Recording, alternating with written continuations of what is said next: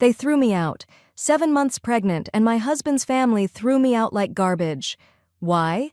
Because his mistress was also pregnant.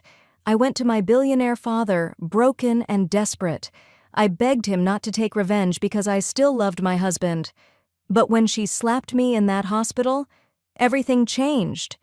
Before this story unfolds, hit subscribe and ring that bell, because what you're about to hear will shock you to your core. This isn't just about revenge. This is about a father's love and a woman's heartbreak. Stay until the end, because the twist will leave you speechless. Now let me tell you how my perfect life became a nightmare. My name is Amora, and 3 years ago, I thought I had found my forever. His name was Adrian, tall, charming, with eyes that seemed to promise me the world. We met at a charity event, and within 6 months, we were married. It was a simple wedding, nothing extravagant. I never told him about my family's wealth. My father, Lawrence Sterling, is one of the most powerful billionaires in the country, but I wanted Adrian to love me for who I was, not for what my last name could give him. And for a while, it was perfect. Adrian worked as an architect, building his career, and I supported him every way I could. We lived in a beautiful house that his family helped us get, and I was genuinely happy. His mother, Catherine, was always a bit cold toward me. She would make little comments about how I dressed, how I spoke, how I wasn't quite sophisticated enough for her son. Adrian's father, William, never said much. He just went along with whatever Catherine decided. And then there was Adrian's sister, Melissa, who made it clear from day one that she thought her brother had married beneath him. But I ignored it all. I loved Adrian, and I believed that love would be enough.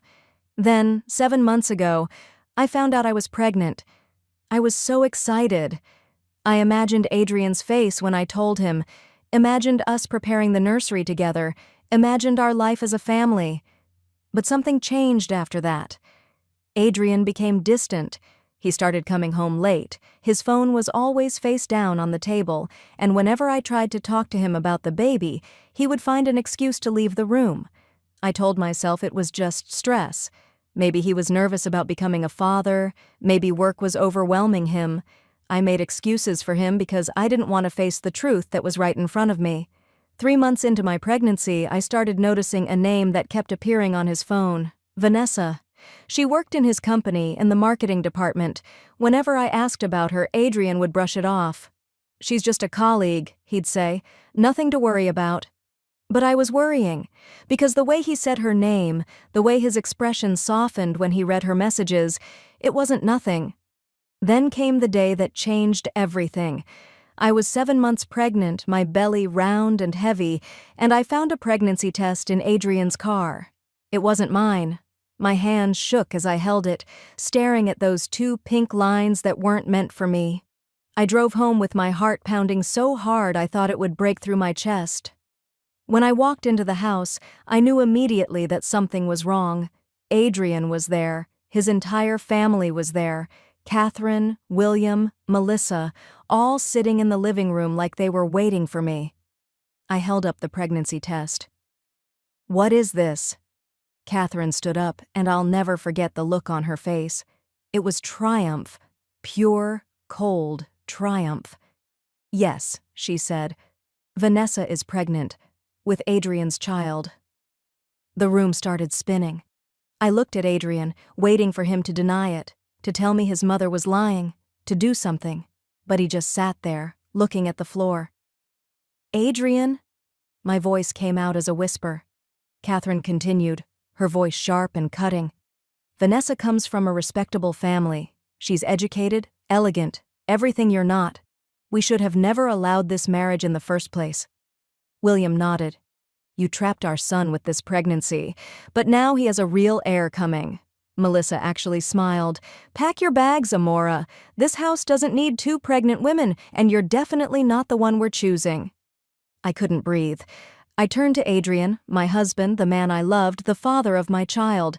"Please," I begged, "tell me this isn't true. Tell me we can fix this." He finally looked at me, and what I saw in his eyes broke me completely. Guilt, shame, but not love. Not anymore. "I'm sorry," he whispered. That was all he said. Just, "I'm sorry." Catherine grabbed my arm. "Get out, now." "But I'm pregnant. Where am I supposed to go?" "That's not our problem anymore." They literally pushed me toward the door. Melissa went upstairs and came back with a suitcase, my suitcase, already packed. They'd been planning this. They threw it onto the front lawn, and when I stumbled after it, they locked the door behind me. I stood there in the rain that had just started falling, 7 months pregnant, watching the neighbors peek through their curtains at my humiliation. I had never felt so alone in my entire life. There was only one place left to go. My father's mansion looked like a palace compared to the house I'd just been thrown out of. I hadn't been here in 8 months. Adrian always felt uncomfortable around my father's wealth, so I'd kept my distance to make him happy. Another sacrifice I'd made for a man who didn't deserve it. The taxi dropped me off at the gate, and I stood there in the rain, drenched and sobbing, until the security recognized me and opened it. By the time I reached the front door, my father was already there. Lawrence Sterling is not a man who shows emotion easily. He built an empire from nothing, and he did it by being tough, calculated, and strategic. But when he saw me standing there, his daughter, pregnant and broken, something shifted in his eyes. "Amora?" He pulled me inside. "What happened? Where's Adrian?"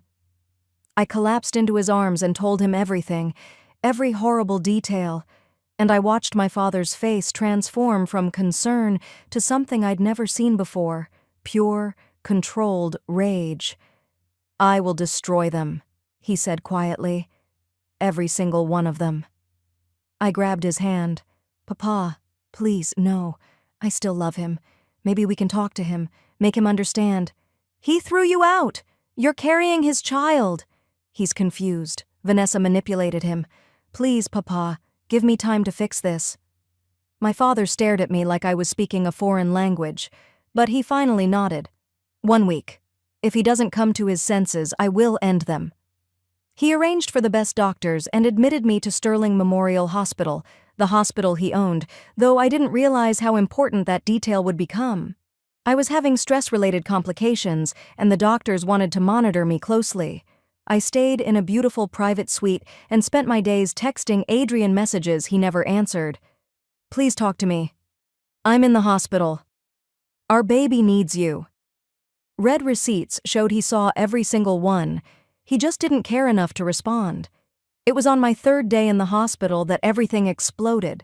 I was feeling a bit better, and the doctor had recommended light walking to help with circulation. My father had gone down to the ground floor pharmacy to get some special supplements for me. I decided to take a walk through the corridor, maybe get some fresh air in the garden area. That's when I saw him. Adrian was standing at a nurse's station looking stressed and worried. My heart leaped. He was here. Maybe he'd come looking for me. Maybe he'd realized his mistake. "Adrian!" He turned, and the look on his face wasn't relief. It was horror. Before I could process what that meant, they appeared. Catherine, William, and Melissa emerged from a nearby room. And then I saw her, Vanessa, being wheeled out in a wheelchair, her pregnant belly visible under her red designer dress. My world tilted. "You followed us here?" Catherine's voice was sharp with accusation. "You're stalking my son?" "I didn't. I'm a patient here." Melissa laughed. "Look at her, so desperate. Have some self-respect." Vanessa stood up from the wheelchair. She could walk just fine. The wheelchair was for show, for sympathy. She looked at me with such smug satisfaction that I wanted to scream. "Oh," she said sweetly, "the first wife.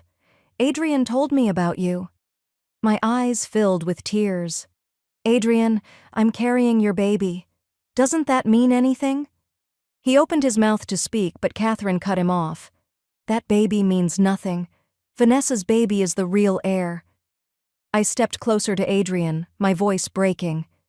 "Please, we can work through this. I love you."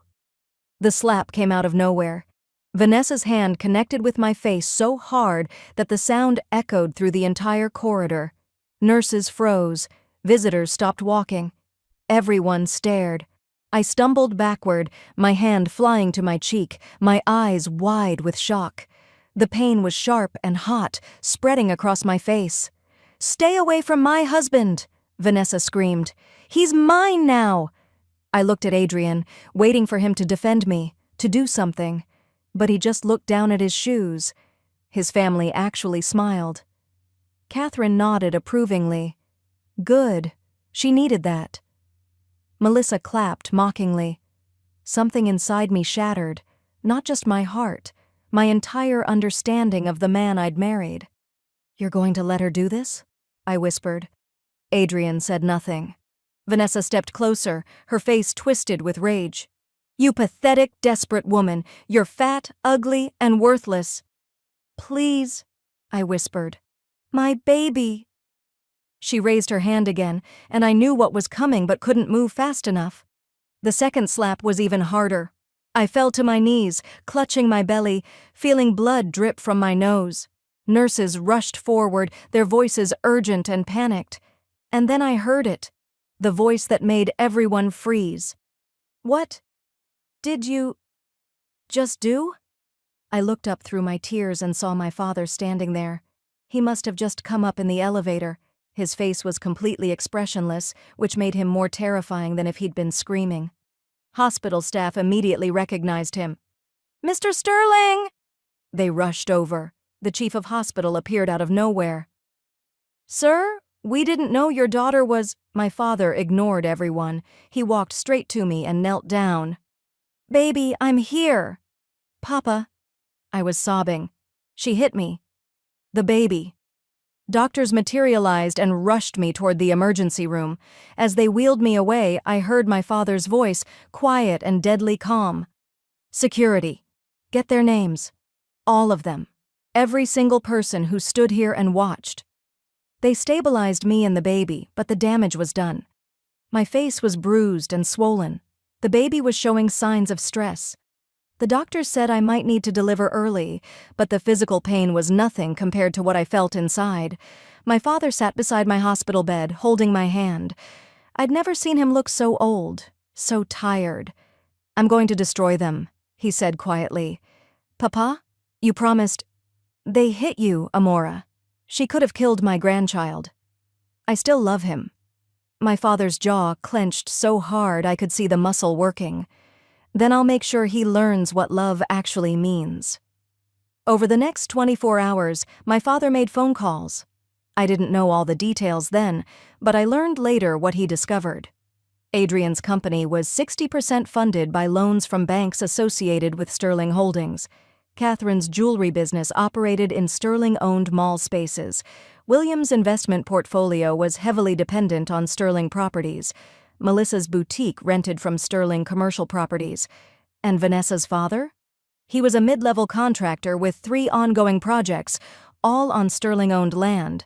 My father owned their entire lives, and they didn't even know it. The next morning, it all came crashing down. Adrian received calls that his bank loans were being called in, full payment due in 72 hours. Catherine got lease termination notices. William's investments tanked. Melissa received an eviction notice. Vanessa's father watched his construction projects halt overnight. But my father didn't stop there. The hospital's CCTV footage mysteriously leaked to the media. Within hours, the video went viral. Billionaire's pregnant daughter assaulted in hospital. Adrian's face, Vanessa's face, the whole family, plastered everywhere. The comments were brutal. They threw out a pregnant woman? That man stood there while his wife was beaten? Disgusting cowards. Adrian's professional reputation was destroyed overnight. No one wanted to work with the man who abandoned his pregnant wife. Catherine's jewelry business lost all its clients. William lost 80% of his net worth. Melissa's boutique shut down completely. Vanessa's father went bankrupt and had to leave the city in shame. Vanessa was dropped by all her friends. Her social media accounts flooded with hate. Within 1 month, they lost everything. Adrian tried to reach me. He came to my father's mansion and waited outside for hours. My father finally went out to speak with him. I watched from the window as Adrian begged. I couldn't hear the words, but I could see his desperation. My father came back inside. He wants to apologize. What did you tell him? That he had months to choose and he chose them. Now he has to live with it. 2 months passed. I gave birth to a beautiful baby girl. Holding her for the first time, I realized something important. I didn't need Adrian to be happy. I had my daughter, I had my father, I had myself. That's when the real twist came. Vanessa's pregnancy had complications, and they needed to run a DNA test for medical reasons. The results came back, and the truth exploded like a bomb. The baby wasn't Adrian's. Vanessa had been sleeping with her ex-boyfriend the entire time. She'd trapped Adrian because she'd overheard someone at a party mention that I came from money. The whole thing had been a con, and Adrian's family had destroyed their own lives for a lie. When Adrian found out, he showed up at my father's mansion with his entire family. They were barely recognizable, humbled, broken, desperate. My father didn't want to let them in, but I agreed to see them, on my terms. We met in the formal sitting room. Catherine was crying. William looked 20 years older. Melissa couldn't even look at me. Adrian saw me holding our daughter, and tears started streaming down his face.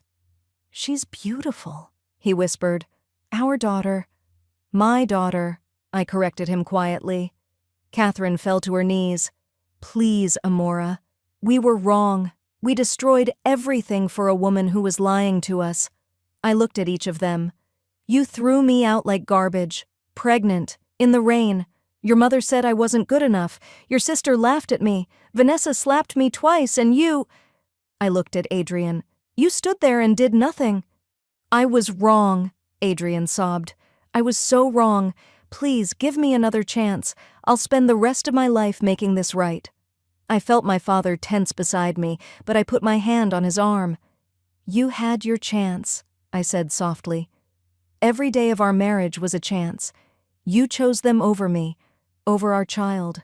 Not because you loved Vanessa, but because you were too weak to stand up to your family. I love you." "No, you don't. You love the idea of fixing your mistake. There's a difference." I turned to my father. "Papa, stop the financial destruction." He looked at me in shock. "What?" "Let them rebuild their lives, somewhere else." He started to protest, but I shook my head. "They've lost enough. This isn't about revenge anymore. It's about knowing when to walk away." That was 6 months ago. Adrian sends me a letter every month. He never asks to come back. He just apologizes, tells me about the therapy he's in, the work he's doing to become a better person. I don't reply, but I keep the letters. Maybe one day I'll show them to our daughter so she knows that people can change, even if it's too late. Catherine opened a small business in another city. Last I heard, she's actually happy. Humbled, but happy. William works a regular job now. Melissa learned empathy the hard way and volunteers at a women's shelter. Vanessa disappeared. No one knows where she went. And honestly, I don't care. As for me, I'm thriving. I work in my father's company now, and I'm good at it. My daughter is healthy and happy. I wake up every morning grateful for the life I have. My father asked me once if I regret any of it. "I regret loving someone who didn't value me," I told him, "but I don't regret learning my worth." He smiled. "I'm proud of you, for stopping me from going too far and for knowing when to walk away. You taught me that power isn't about destruction, Papa. It's about knowing when to use it." The slap that was supposed to break me? It set me free. It showed me who people really were when the masks came off. It taught me that love without respect is just a pretty word that means nothing. And most importantly, it taught me that I didn't need anyone to complete me. I was already whole. And that's how a single slap changed everything. Not just for me, but for everyone involved. My father's revenge wasn't just about destroying them, it was about teaching a lesson that consequences are real, but the real power was me choosing to walk away with my dignity intact. If this story moved you, hit that like button and subscribe for more real-life stories of justice and redemption. Comment below, was I right to stop my father's revenge, or should he have gone further? I read every comment.